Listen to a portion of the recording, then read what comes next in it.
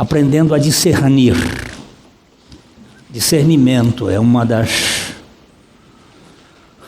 possibilidades do reino de Deus, o espírito de discernimento, o dom de discernimento.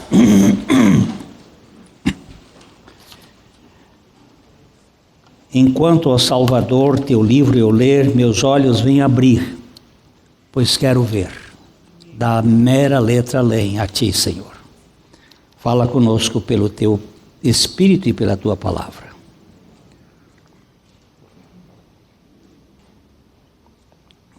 Deus tirou Deus tirou Abrão da Caldeia, mas Abrão ainda continuou na cadeia sutil da incredulidade.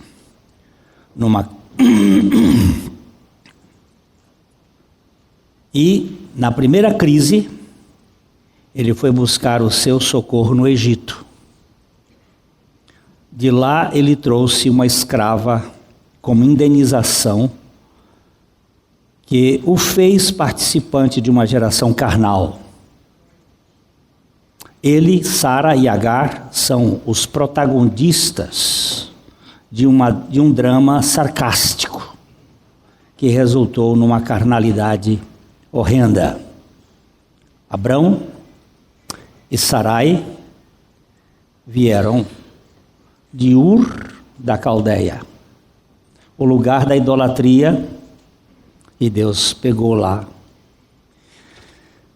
Mas quando, na primeira crise que eles tiveram, em vez de buscar o Senhor, eles buscaram o Egito. O Egito é um tipo de mundo, é uma figura do mundo. Ismael é o filho da carne, é o produtor de um conflito familiar. Todas as guerras neste mundo têm como base a carnalidade. Talvez seja por isso que Jesus tenha dito: a carne para nada aproveita. João 6,63. Ou o proveito da carne não tem nenhum proveito. É carniça. Não só carniça como a podridão da carcaça, mas a carniça como resultado da carnalidade. Isaac é o filho da promessa. É um tipo da realidade espiritual que a carne não pode produzir. Ele não é filho da potência humana, mas do poder da graça. E por isso a carne não suporta a graça, vindo a perseguir os graciosos por pura inveja. Então, esses dois filhos de Abraão, Ismael e Isaque, são os resultados de potência de carne e de poder de Deus. Tudo que eu faço por mim mesmo e que a glória vem para mim é carne. Tudo que Deus faz quando eu não posso fazer é graça. E a glória vai para Deus. Nós precisamos saber discernir. Aquilo que me vangloria, ou que me traz uma ideia de orgulho, ou até mesmo de irritação quando as coisas não acontecem, é porque foi a carne que fez. Quando é Deus que faz, nós não temos problema até de oferecer aquele filho no altar do sacrifício, que é o que Abraão fez. Agora, quando o filho é meu, eu tenho a responsabilidade, eu quero cuidar dele porque ele é meu. Quando a obra é minha, a coisa se torna, eu me torno o autor e também quero que a glória venha para mim. Para redimir a humanidade da escravatura carnal, o Verbo se fez carne, a fim de poder crucificar na carne toda a estratégia humana da carne, uma vez que os que estão na carne não podem agradar a Deus. Romanos 8:8. Os que estão na carne não podem agradar a Deus. Cristo Jesus é a divindade encarnada a caminho da cruz para crucificar a humanidade carnal, a carnalidade do ser humano. A carnalidade nem sempre a carnalidade é prostibular. Às vezes ela é pro-vestibular. Ela não é para o prostíbulo, ela é para a glória. Ela é para a elevação. É para o reconhecimento. Muitas vezes nós achamos que os pecados da carne, que são normalmente os pecados que mais a gente chama a atenção, que é matar, roubar e adulterar. Esses são os pecados favoritos da carnalidade. Esses são mais fáceis de serem vencidos. Vamos dar uma olhadinha só num texto bíblico, por favor. Você coloca Gálatas capítulo 5, o verso 18, 19 e 20. Gálatas 5. Vamos dar só uma olhadinha nesse texto.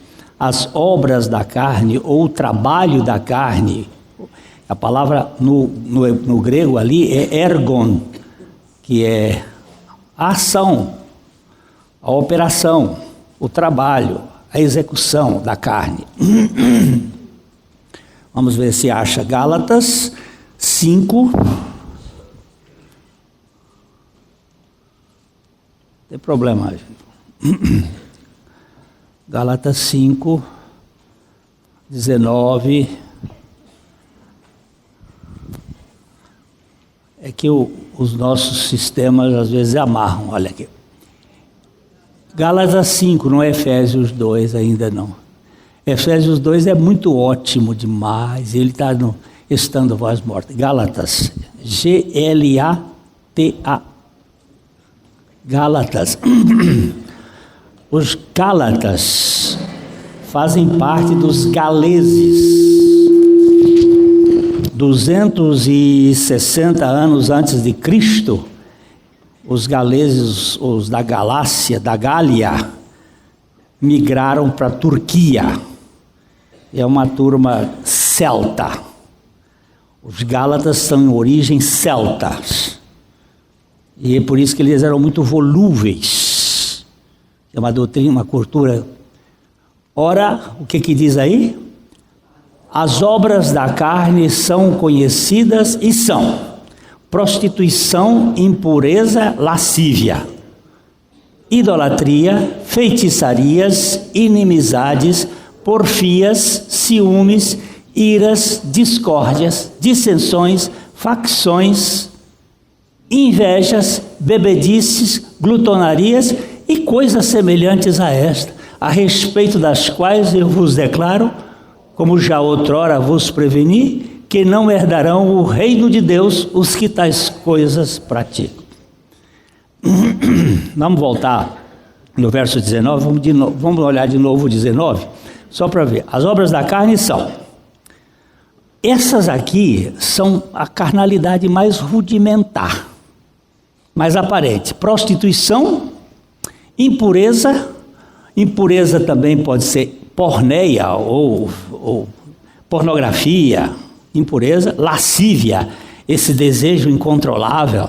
Esses são obras mais periféricas. Depois ele vai andando assim nas outras que ele chama, pode ver o 20. Travou? Idolatria. É obra da carne. Idolatria.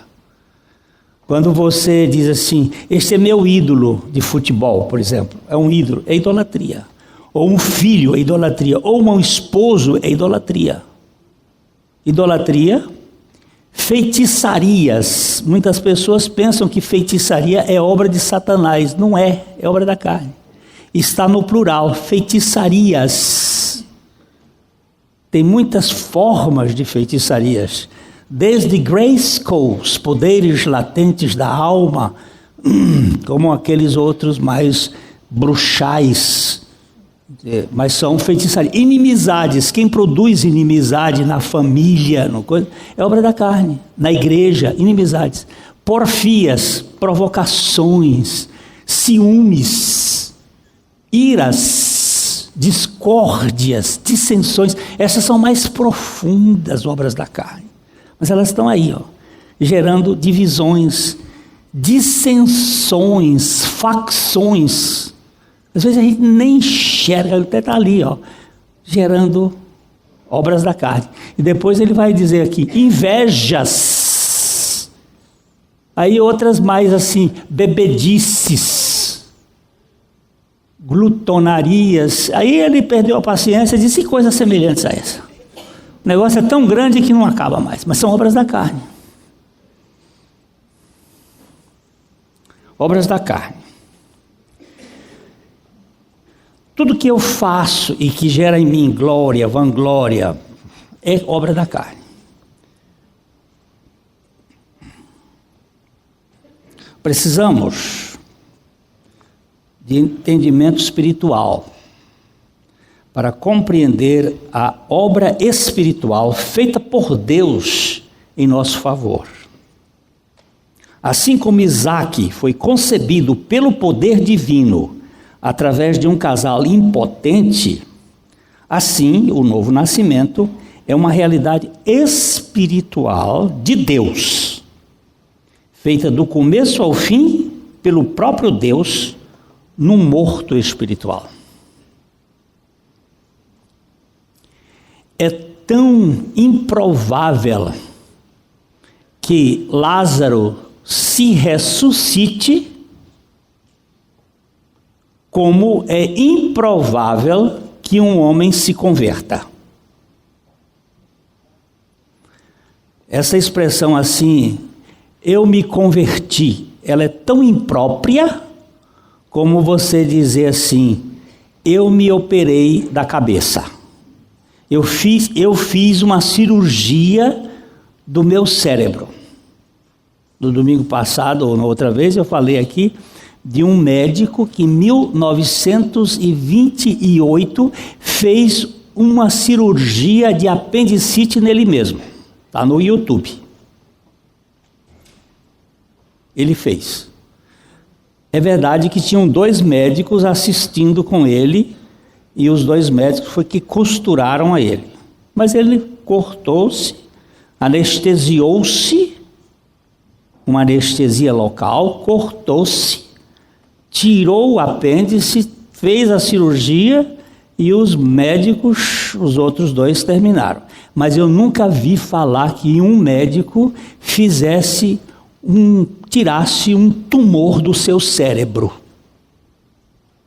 Ele mesmo. Como também nós não podemos nos converter e nos salvar. Nós temos que ser convertidos e temos que ser salvos. Abraão e Sara estavam mortos sexualmente nesta ocasião. Ela fora estéril toda a sua vida e agora encontrava-se na menopausa. E ele, impotente por causa da idade. Os 2 estavam impossibilitados de gerar um filho, mas Deus os habilitou.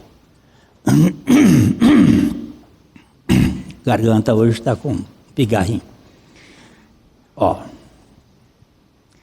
Ismael é produto da carne, de um homem potente e de uma escrava. Isaac é produto da graça. É filho de um homem impotente e de uma mulher estéril e improdutiva e impotente. E Deus diz: agora eu vou querer esse filho. Tudo que você e eu pudermos fazer por nós mesmos é carne. Tudo que nós não pudermos fazer e Deus faz é graça.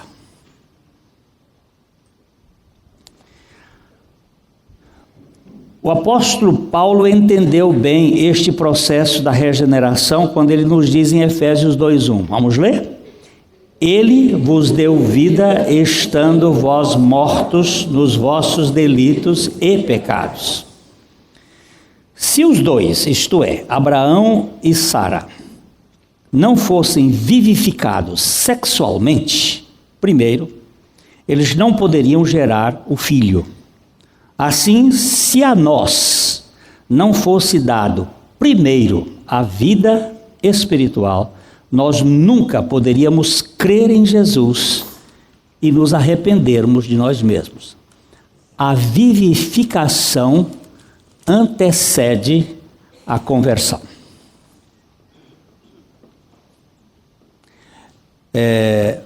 Jesus ressuscitou 3. Jesus fez 3 ressuscitações. Ressuscitação e ressurreição não são a mesma coisa.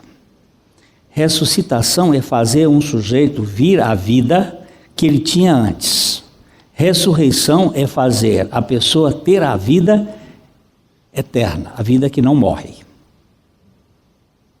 Jesus não realizou nenhuma ressurreição. Ele fez ressuscitações. E ele fez 3 ressuscitações no seu ministério. Quer dizer, pelo menos dita, registrada. A filha de Jairo, o filho da viúva de Naim e Lázaro.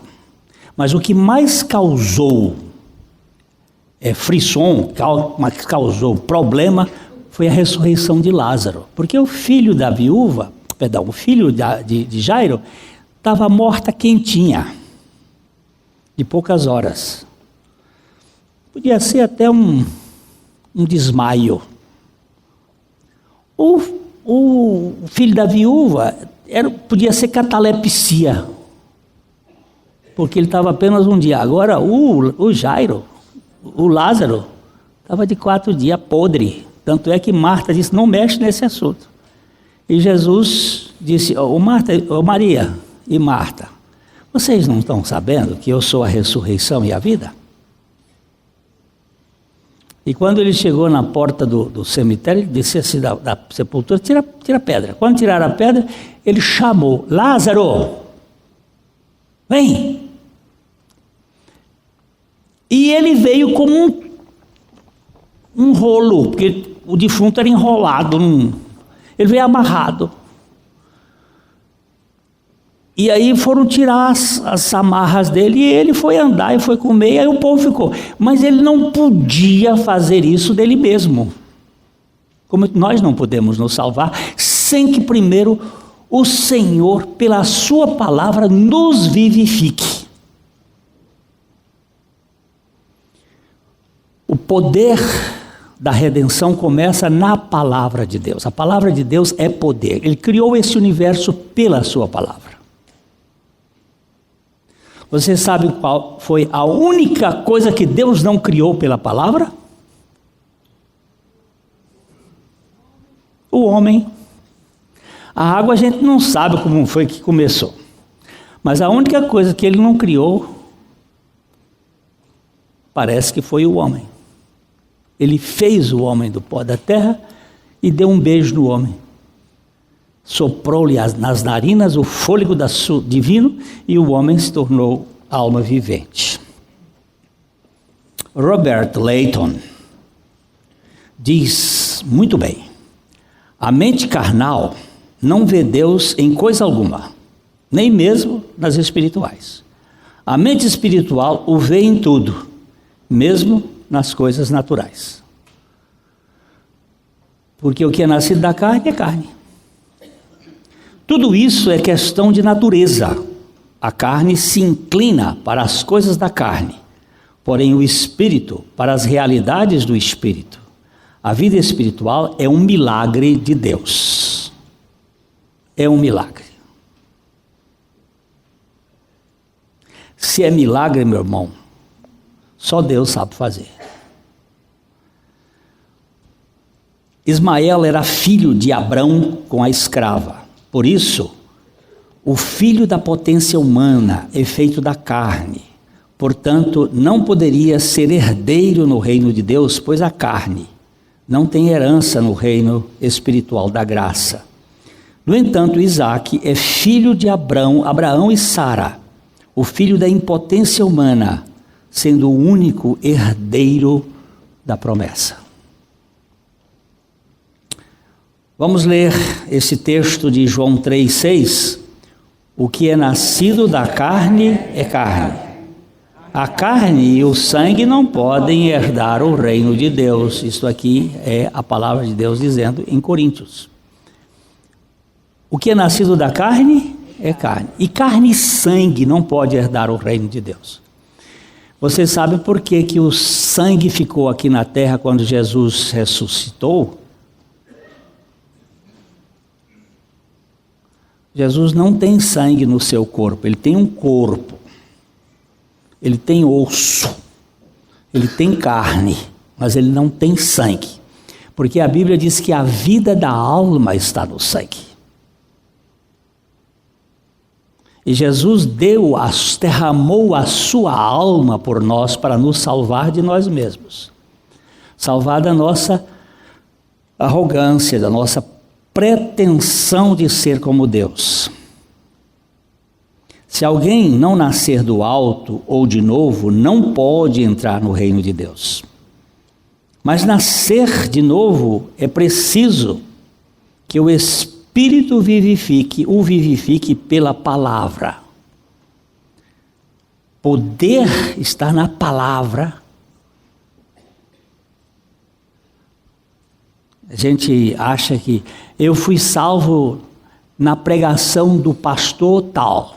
Não, você foi salvo pela palavra de Deus, quando o pastor tal, quando o irmão tal lhe anunciou a palavra. Porque nós não somos salvos de outra maneira a não ser pela palavra. Errol Hulse afirmou: a vida espiritual é consequência da vivificação espiritual. O bebê chora porque nasceu. Ele não nasceu porque chora. Temos que analisar. Se a fé for espiritual, então é uma consequência da vivificação do espírito. Portanto, só quem foi regenerado pode crer. Porém, se a fé for uma obra da carne, para nada mais presta. Eu vou fazer uma pergunta e você me responde. A fé é natural ou é sobrenatural? A criança nasce com possibilidade de crer ou ela nasce incrédula? E como é que a fé aparece na criança?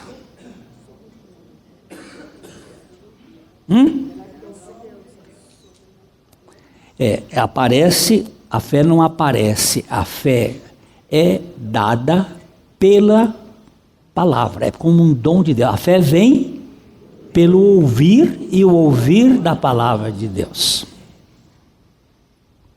A palavra de Deus é quem gera a fé em nós.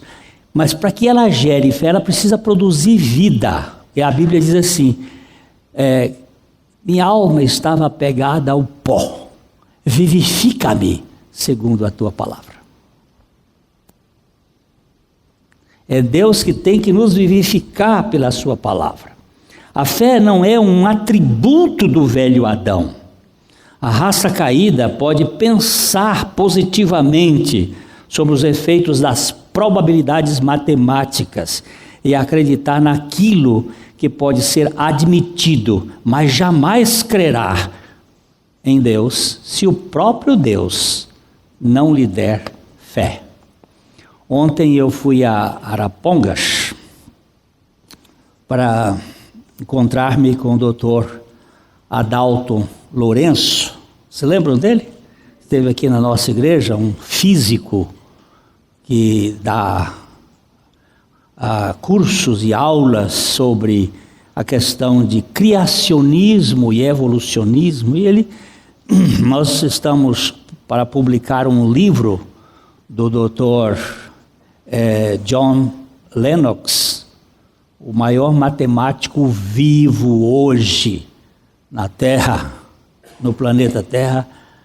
Ele está em Londres e ele escreveu um livro combatendo as ideias do Stephen Hawking, aquele físico que não crê em Deus. E ele deu um livro, o Bernardo aqui da nossa igreja, ele traduziu o livro e nós fomos conversar com o doutor Adalto Lourenço. E assistimos lá uma palestra dele, depois conversamos com ele. Ele estava mostrando uma coisinha, mas tão pequenininha, um colibri. Você sabe o que é colibri? Um beija-flor. E ele mostrou a textura da asa do colibri. Ele voa assim, ele chega a bater 60.000 vezes por segundo. Você imaginou? O coração dele bate 6.000 batidas por segundo, não, por minuto, perdão, por segundo não, por minuto. Também é demais. Também é demais, aí não. E aquele bichinho, ele tem uma língua, você pensa que ele chupa a água? Não chupa. Se ele chupasse, ele morria afogado. Ele tem uma língua comprida que ele põe para fora e a língua dele é rachada no meio. Quando toca no néctar, ela se abre, faz assim um V, e aqueles buraquinhos, aqueles alvéolos que estão na língua, se enche, e ele... Aí ele foi dizer assim, que engenharia seria capaz de produzir esta ordem toda sem uma inteligência por trás? O Big Bang, bum! Aí a língua do beija-flor saiu assim, todas. Quer dizer, é um negócio, né? Fora de série. Quando ele faz assim, a asa dele fecha. E quando ele faz assim, a asa dele abre para poder, senão ele não ia cansar demais os micropórulos. Agora você vê que velocidade é isto. Aí assusta. Eu fico assustado com o meu iPad, com as funções que ele tem. Mas tem o Steve Jobs, tem a turma toda por trás, cabeças muito poderosas. Agora, o beija-flor não. Foi feito pelo acaso. Foi uma explosão extraordinária e fez o beija-flor. Não estou falando nem de elefante. Estou falando de beija-flor. Não pode dar açúcar para o beija-flor, não. É um produto especial para eles. Se der açúcar para o beija-flor, você faz com que o beija-flor tenha câncer como nós. Ele morre. Quem toma açúcar tem problema. É frágil, ele morre. Açúcar é veneno. O que a gente devia comer? Igual gado, comer o natural. Mas vamos deixar isso para lá. A fé não é um atributo do velho Adão.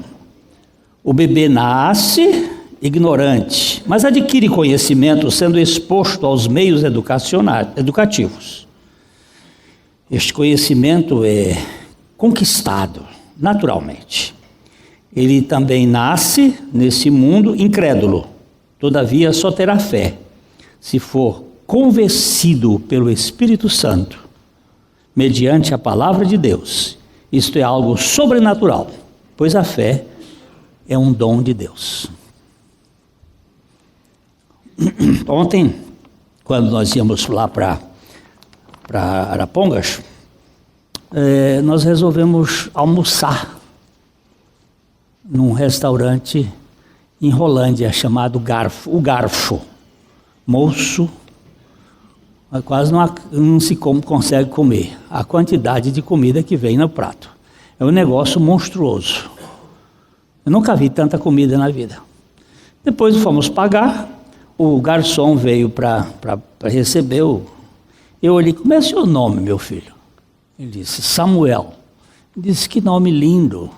É um nome bíblico, um nome muito precioso. Quando eu ia dizer: você sabe o que significa? Ele disse assim: você é do Café e Fé. Porque eu falei Samuel, né? Ele disse: eu sou. Ele disse assim, me pegou pelo braço e disse assim: vem aqui que eu quero que você convença meu patrão que Deus existe. Eu disse: Samuel, isso é impossível, Samuel, eu não posso fazer esse negócio não, mas eu vou conhecer seu patrão. Aí eu cheguei lá, ele estava sentado ali no negócio fazendo.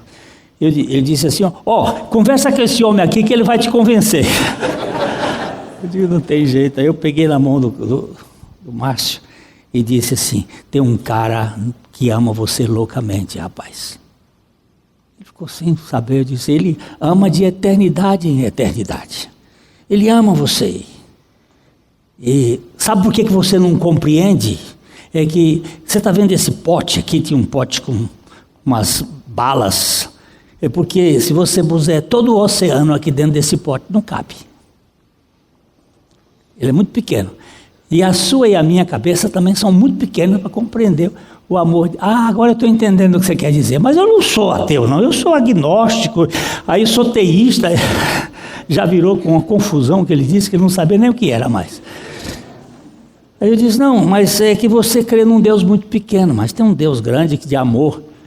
Eu venho fazer uma coisa. Um dia desses aqui, agora eu estou com um compromisso, eu venho aqui, eu vou te convidar nesse restaurante para você almoçar comigo. Eu vou pagar o almoço para você. E vou falar para você de um Deus que ama a gente como você e eu. Ele disse: vem que eu quero conversar.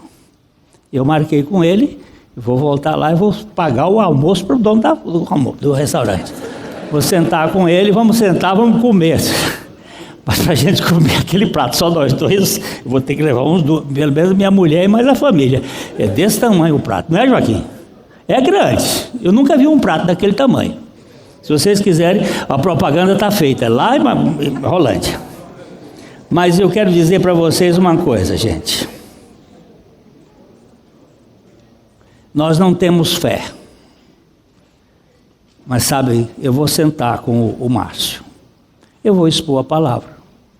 Se o Senhor, na sua graça, revelá-lo, ele vai crer. Porque a fé é tão natural para a crença, quando o Senhor opera, como o sol trazendo luz para nós. Eu só enxergo porque tem o sol. O sol me dá luz para eu ver o sol. E Deus me dá fé para crer nele. É simples, assim. A fé é atividade espiritual, jamais psíquica. No homem natural, seu espírito está morto, logo encontra-se incapaz de crer. É preciso que seja vivificado primeiro através do poder da palavra para poder exercitar a sua capacidade espiritual de crer. A fé é algo espiritual. Parece que Agostinho, o Santo Agostinho, entendeu essa questão.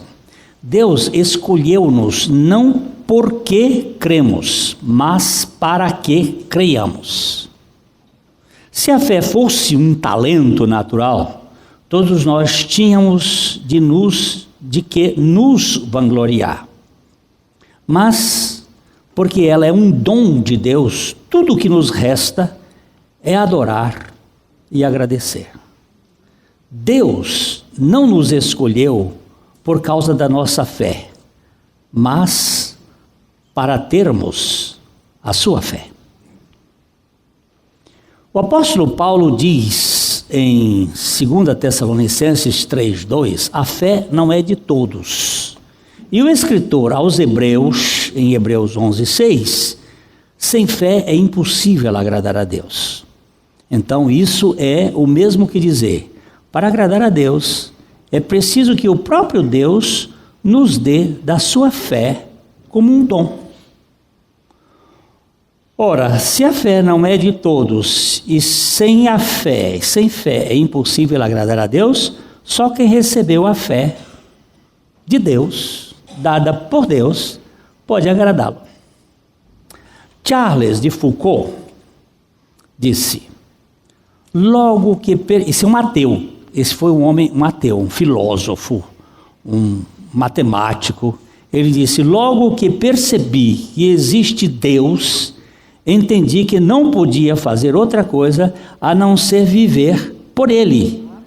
A minha vocação espiritual começou no exato momento em que Ele me infundiu a sua fé.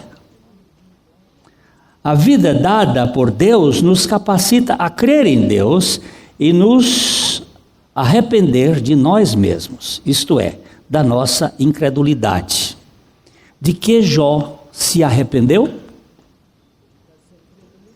Da incredulidade. Ele não conhecia Deus.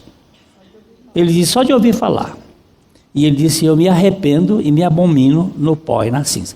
Jó não teve pecados assim, morais, sórdidos, não. Ele foi um homem justo, um homem íntegro, temente a Deus. Mas ele diz assim, a minha justiça eu me apegarei e não alargarei. A minha, não a de Deus. Porque uma pessoa que foi justificada não precisa se justificar. Está certo ou não? O verdadeiro arrependimento é uma mudança de mentalidade. Todavia, não é apenas uma mudança comportamental. Antes de ser uma mera tristeza pelos maus feitos, é uma radical meia-volta consternado por causa da autoconfiança. Você sabe que o grande problema hoje em dia é esse negócio de autoestima, autoconfiança. Você precisa ter uma autoestima. Não, você precisa ter uma estima do alto, uma estima de Deus. Você precisa ter uma autoconfiança. Não, eu preciso ter confiança em Deus. E isso é obra de Deus. A autoconfiança me leva a muita presunção, muita arrogância. A Bíblia diz que o pecado é não crer em Jesus. Sendo assim, o arrependimento é crer e viver crendo na suficiência da sua graça. Arrependimento e fé são irmãos siameses que nascem juntas, gerados pela vida zoe ou a vida espiritual e permanecem juntos. Ficam juntos. O arrependimento não é um ato, é uma vivência. Eu vivo arrependido de confiar em mim mesmo, crendo permanentemente em Deus. Um dia desses aqui, terminamos o culto, a pregação da noite, eu fiquei ali, em pé. Aí chegou um moço bem alto. Ele chegou daqui, eu estava aqui em pé, e ele quase da minha altura, assim, tão alto que ele era. Ele olhou para mim assim e disse, cara, eu preciso falar contigo. Eu digo, vixe. Aí o tamanho do homem era um horror. Aí eu disse para ele assim, não dá para ser depois? Está terminando aqui. Ele disse, não dá, senão eu perco o avião. Eu digo, então sobe. Aí ele subiu ali. Quando ele subiu, ele passou assim de mim, tanto assim, botou as duas mãos. O braço do cara era dessa grossura assim, todo tatuado. Tatuado aqui, tatuado. Ele virou para mim e disse assim,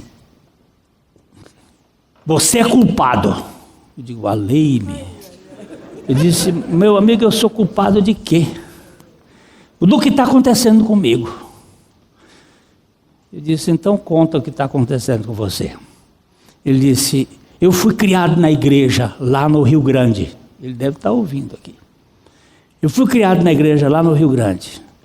E a coisa que aconteceu foi isso, pá. Eu sou chefe da torcida organizada do Grêmio. Diga, o chefe desse aqui manda mesmo. Mas acontece que eu estou no número 36 do Desconstrução da Religião. E Deus está fazendo um negócio.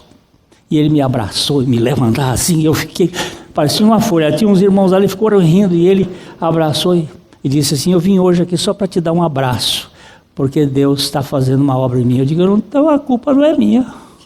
Você está dizendo que eu sou culpado? Eu não tenho nada a ver com isso. Quem está fazendo é ele que sabe fazer. E ele sabe fazer isso com muita gente. Às vezes você não está sabendo, mas você está semeando, o semeador saiu semear, caiu naquela, caiu lá, caiu acolá. E Deus está fazendo aí. Eu não sei como é que ele vai fazer, mas sei que ele vai fazer. E uma coisa a gente sabe, que a mesma palavra que salva é a palavra que julga. Toda vez que você prega a palavra de Deus, você tem resultado, ou para a salvação ou para o julgamento. Onde é que está aqui agora que eu perdi? Hein? O Senhor Deus indagou o profeta. O Senhor Deus, o arrependimento e fé não são atributos. Agora, o Senhor Deus indagou ao profeta Ezequiel, diante de um vale de ossos secos. O que ele indagou no verso 37, capítulo 37, verso 3 do profeta Ezequiel? Filho do homem, acaso poderão reviver esses ossos?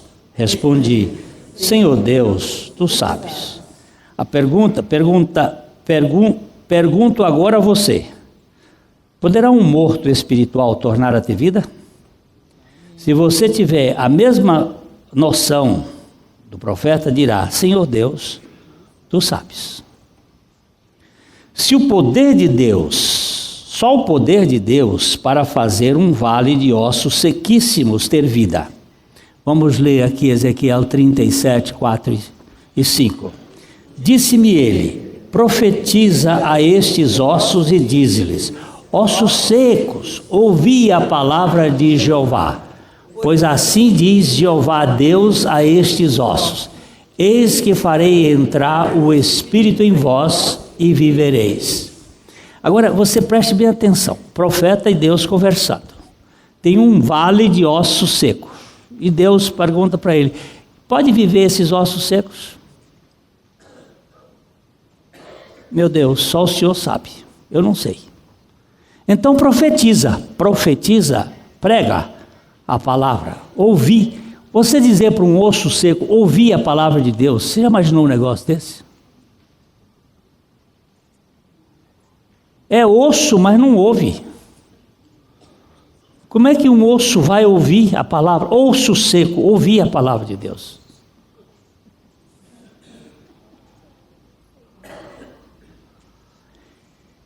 Primeiro ele diz, eis que farei entrar o Espírito em vós e vivereis. Primeiro é a vivificação. Sem a vivificação do Espírito Santo, não há vida espiritual no novo nascimento. Sem a profecia da palavra de Deus, o Espírito de Deus não pode gerar a vida espiritual. Não pode, porque ele assim decidiu que é por meio da palavra. A palavra de Deus está para a regeneração do pecador, assim como o espermatozoide está para a geração de um óvulo. Sem a palavra do Evangelho, não há vivificação espiritual. Não há vivificação espiritual sem a palavra de Deus, a palavra do Evangelho. Primeiro, profetiza. Depois a vida se manifesta e os mortos são vivificados. Tudo começa com a pregação ordenada por Deus. Pregação ordenada por Deus. A palavra de Deus é anunciada pelo profeta de Deus à maneira de Deus. Vejamos como o apóstolo Paulo aborda o processo divino. Sabemos pelas Escrituras que ninguém busca a Deus. Você concorda com isso ou não? Amém.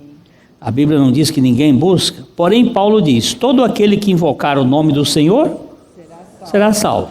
Romanos 10, 13. Como o morto no espírito pode invocar a realidade espiritual que está fora de sua lógica carnal? Como? Essa pergunta, como? Por que Nicodemos faz a pergunta para Jesus? Como pode nascer de novo? Não tem possibilidade. Como? Toda pessoa que me chega assim, mas como é isso? Aí a orientação que eu tenho de Deus é pregar a palavra de Deus para aquela pessoa, anunciando o que Cristo fez. Mas como? Eu não sei como é que como. Como é de Deus. Mas a palavra de Deus faz.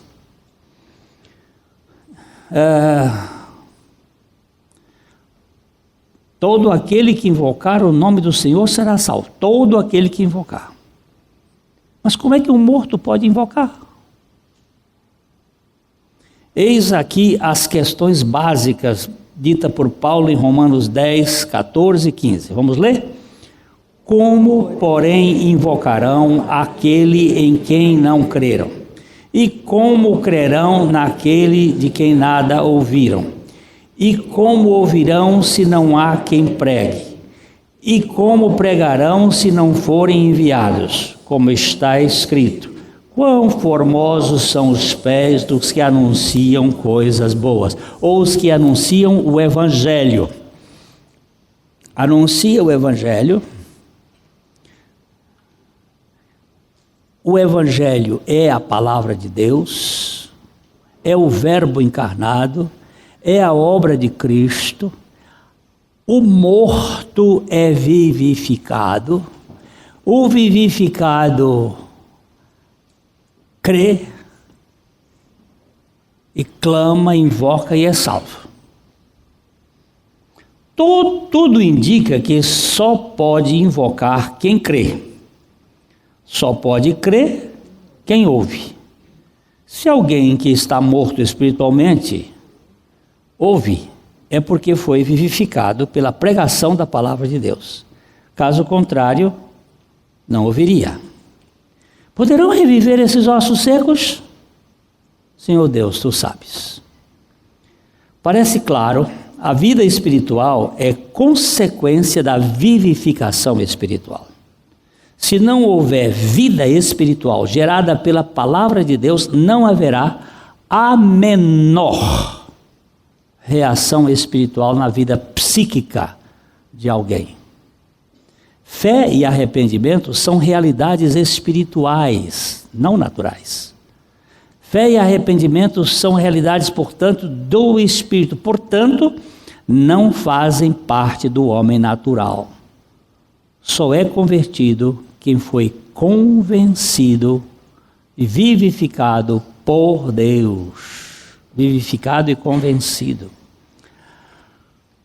Abraão e Sara só geraram Isaque porque foram vivificados sexualmente. Nós só nos convertemos porque fomos vivificados pela palavra e convertidos pelo Espírito. Em Jeremias 31, 18, a palavra diz: converte-me e serei convertido. Em Jeremias 17, 14, salva-me e serei salvo. E amém, e amém. Livraria PIB Londrina. A Livraria PIB Londrina procura selecionar cuidadosamente seus títulos e autores a fim de oferecer conteúdo alinhado com o Evangelho de Jesus Cristo. Bíblias, livros de teologia, filosofia, devocionais, literatura infantil, biografias, comentários bíblicos e muito mais. Dispomos também de um acervo de CDs e DVDs das quase 4.000 mensagens ministradas na Primeira Igreja Batista em Londrina. Visite a Livraria PIB Londrina e conheça ainda mais. Livraria PIB Londrina, de segunda a sexta, às 13h30 da tarde, às 6 horas. Endereço: Avenida Paraná 76A, próximo ao Calçadão, no centro de Londrina. Ligue para 3372-8921 e acesse o site www.livrariapiblondrina.com.br. www.ecc.org.br.